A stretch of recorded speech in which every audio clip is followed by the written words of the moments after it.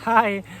तो अभी जैसे मैं कारगिल से आज द्रास के थोड़ा 10 किलोमीटर पहले एक गांव आया मुझे, और वहाँ पे मैं रुका हूँ।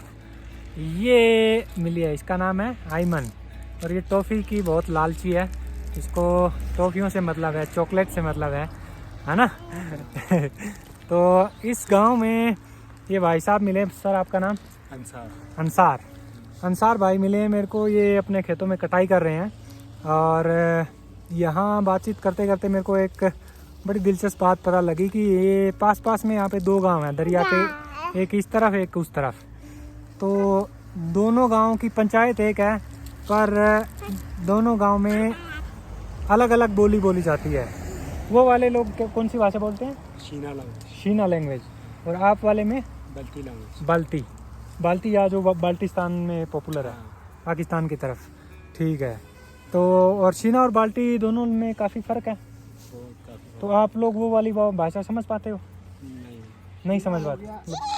पुराने लोग तो समझ पाते होंगे। हाँ, पुराने लोग यहाँ पे कुछ लोग भी समझ पाते हैं। ठीक। क्या तेरे को क्या चाहिए? क्या ये चाहिए? एक सेकंड रुक जा। ये इसको चल। अब बोल कुछ। Hi guys. बस ये क्या बोलना हुआ? गूंगी बोलते हैं इसे तो। तेरे को बोलना नहीं आता?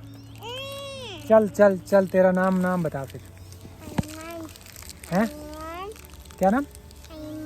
आईमान। स्कूल में जाती है? कौन सी क्लास? स्कूल की बात मत करो बस। ये सामने जनाब, ये जो बीजा हुआ है ना, यस सर, जो की कटाई कर रहे हैं। और यहाँ पे मोस्टली एक ही फसल होती है। सर्दियों में बर्फ़ गिरती है, इसलिए कुछ होता नहीं। गर्मियों का सीज़न वैसे अभी पड़ा है, 2-2.5 महीने कह सकते हैं, तो उसमें एक फसल ले सकते हैं। पर दिक्कत यहाँ पे ये है कि यहाँ पे अब आगे पानी अवेलेबल नहीं है। बर्फ़ जो थी वो पिघल गई है और नीचे आ गई है सारी की सारी, तो खेतों के लिए इनके पास पानी नहीं है। तो आयमन, क्या बात, तेरे को ये काटना नहीं आता? नहीं आता? सीख ले, काम आएगा। चल, एक टॉफी मिलेगी अगर काट के दिखाएगी। हैं? एक चॉकलेट और नहीं चाहिए? हैं? बोल तो। साइकिल पे राइड करनी है? साइकिल चलानी आती है? नहीं आती? फिर ABCD तेरे को नहीं आती, गिनती तेरे को नहीं आती, जो काटने तेरे को नहीं आते, साइकिल चलानी तुझे नहीं आती, फिर क्या आता है? हैं? खाली चॉकलेट खाना है?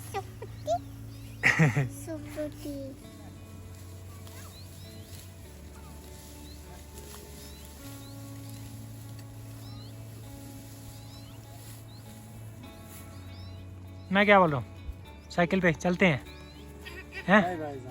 श्रीनगर से बस में आ जाना तू? नहीं? चल फिर, बाय टाटा। सो आयमन और उसकी फैमिली को अलविदा कह के अभी चला हूँ मैं द्रास की तरफ। द्रास यहाँ से कोई 12-13 किलोमीटर है। आज सारे दिन की दिक्कत ये है कि मौसम ख़राब और हवा बहुत तेज़ चल रही थी, तो बस चलता रहा मैं। अभी थोड़ा ठीक हुआ है, हवा धीमी हुई है, तो मैं कहा चलो थोड़ा कुछ रिकॉर्ड करते हैं, देखते हैं।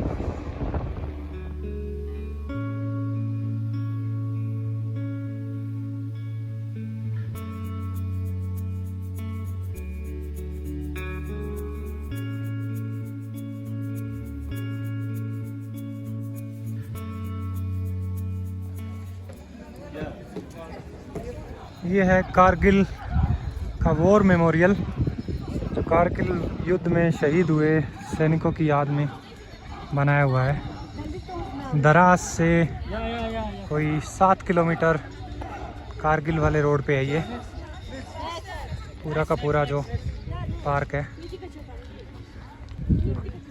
और इसके अंदर के 2 रूल मैं आपको बता दूं।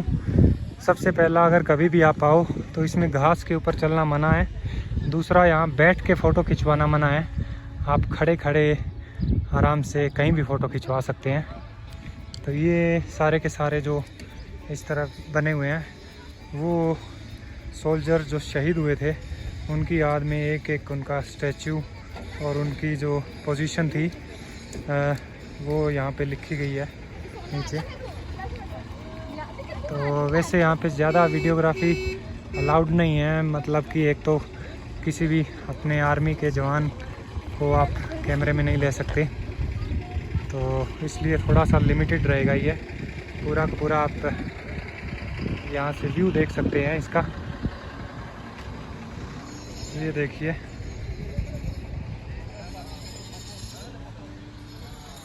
और वो सामने ऊपर बड़ा जो तिरंगा झंडा लगा है, वहाँ से वहाँ पे एक ज्योति जल रही है जो लगातार जलती रहती है।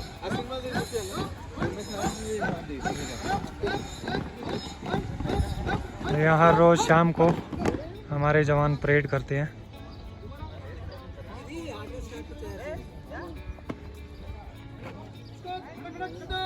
और ये अंदर जो टैंक्स या जो भी आर्टिलरी रखी हुई है, आई थिंक ये उस टाइम वॉर में यूज़ की गई थी, तो अब उसको मोन्यूमेंट के तौर पे रखा गया है यहाँ पे। ये हमारे जवानों की याद में बनाए गए हैं, जितने भी जवान शहीद हुए थे कारगिल वॉर में।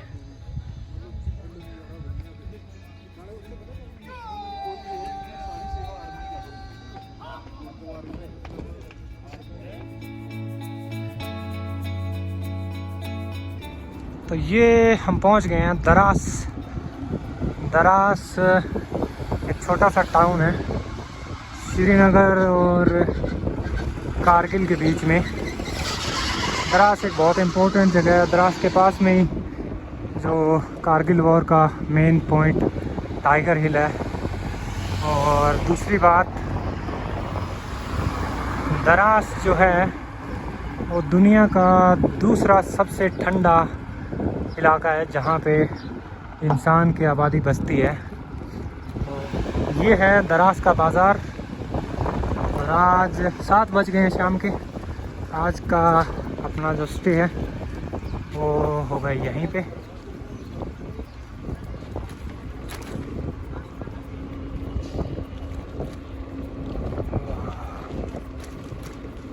So good morning guys. कल शाम को पहुंचा मैं दरास में, और अपने पंकज भाजी गुरदासपुर से, इनको मैं 3 साल से जानता हूँ। यहाँ कपड़ों का कारोबार है इनका। और 3 साल पहले आया था मैं यहाँ पे, जब ले कारगिल कश्मीर सर्किट कर रहा था। मेरी साइकिल की चेन टूट गई थी, इन्होंने मेरी रिपेयर करवाने में बड़ी मदद की थी और इनके पास ही रुका था मैं। तो कल भी शाम को इनके पास रुका। आज सुबह उठे हम।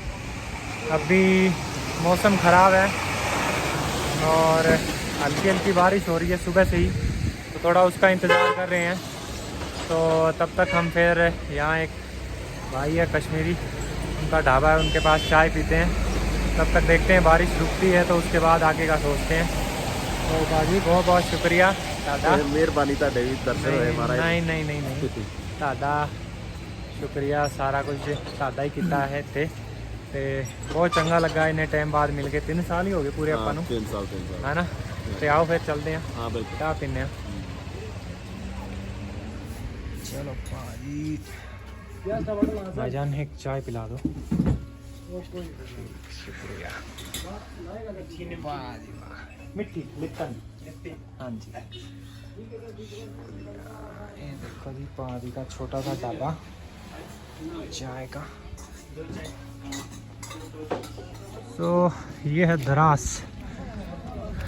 पिछले 2 दिन से यहाँ बारिश हो रही है। आज भी सुबह बारिश हो रही थी, अभी रुक गई है वैसे, पर मौसम अभी भी बरसात का ही है। और ये दुनिया का दूसरा सबसे ठंडा इलाका है जहाँ पे इंसान की आबादी बसती है।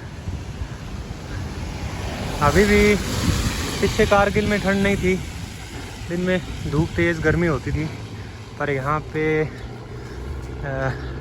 दिन में भी जैकेट पहन के रहना पड़ रहा है। जुलाई का महीना है तो भी। ये देखिए दरास की गैंग है।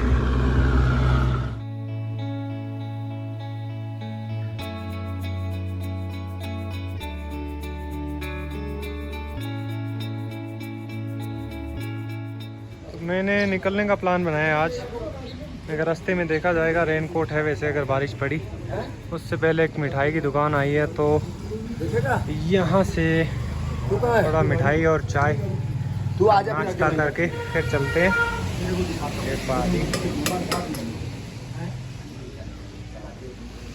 ये देखिए Ladakh tourism welcomes you to Dras, the second coldest inhabited place in the world.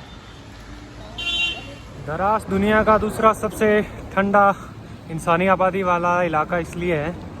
1995 में यहाँ जनवरी में -60 डिग्री टेम्परेचर रिकॉर्ड हुआ था, और अभी भी नॉर्मली सर्दियों के वक्त -30-35 डिग्री टेम्परेचर रहता है यहाँ पे। So that's it from Dras. छोटा सा टाउन है, बहुत ठंडा इलाका है। सर्दियों में इतना टेम्परेचर डाउन होता है कि ज़्यादातर यहाँ के जो लोग हैं वो या तो कारगिल चले जाते हैं और या फिर लेह की तरफ, मतलब यहाँ से कंपैरेटिवली थोड़े से कम ठंडे इलाकों में। और समर टाइम में 4-5 महीने जब जोजिला खुलता है तो यहाँ पे बाहर के लोग भी आ जाते हैं जो अलग अलग बिज़नेस करते हैं। यहाँ पे कारोबार है जिनका, लेबर क्लास भी आ जाती है। और ये पीछे दरास के पास के ही उस तरफ के 2-3 गांव हैं, बहुत खूबसूरत है। अगली बार कभी आए तो देखेंगे। अभी के लिए चलते हैं आगे कश्मीर की तरफ।